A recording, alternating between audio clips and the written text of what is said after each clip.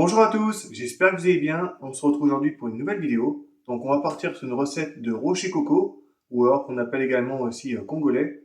Donc c'est une recette qui est simple à réaliser, mais qui est un petit peu longue si on veut donner la forme un peu pyramidale donc au rocher. Donc si vous êtes prêts, on va pouvoir attaquer la recette.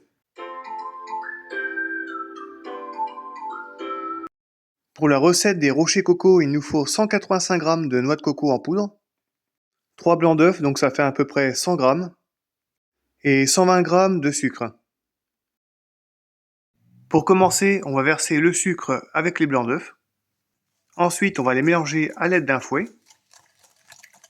Donc c'est un simple mélange, ça dure 30 secondes maximum. Et pour finir, puisque c'est une recette ultra rapide, on va verser donc les blancs avec le sucre dans la noix de coco râpée.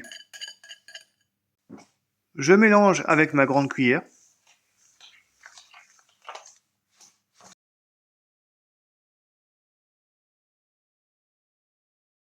Et une fois que la noix de coco râpée a absorbé toute l'humidité, on va pouvoir les travailler à la main. Je pèse à peu près 15 grammes pour pouvoir réaliser des rochers. Je prends mes 15 grammes que je vais mettre dans le creux de ma main, et vous allez voir, on va lui donner une belle forme. Donc je presse pour le compacter un peu. Alors pour la forme, je m'aide de mon index et de mon pouce, et je presse. Pour la forme, ça fait un peu comme une pyramide en fait. Donc avec 4 faces. Donc c'est une recette qui est ultra rapide à faire, c'est simplement la forme des petites pyramides qui est le plus long à faire. Mais voilà, donc là c'est terminé, vous avez vu la forme que ça a.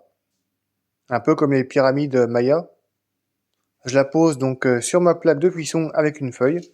Et puis il ne reste plus qu'à faire le reste de la pâte.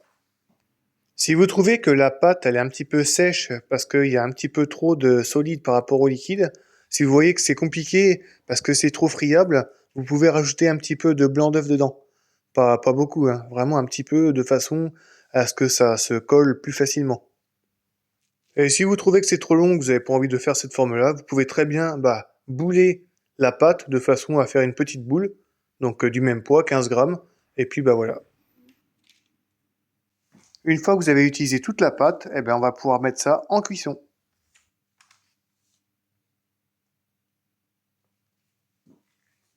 Pour la cuisson, comptez entre 15 et 17 minutes à peu près 180 degrés. Une fois qu'ils sont bien dorés, on va pouvoir les sortir du four. Il ne reste plus qu'à les laisser refroidir, et puis à les manger. Je vous le mets en gros plan pour vous montrer la cuisson. Donc vous avez vu, il est bien doré. Et voilà, donc la recette des rochers coco est terminée. N'hésitez pas à vous abonner à la chaîne pour plus de recettes, à me mettre des commentaires si vous avez des questions sur la recette. Et moi je vous dis à la prochaine pour une nouvelle vidéo. Allez, salut!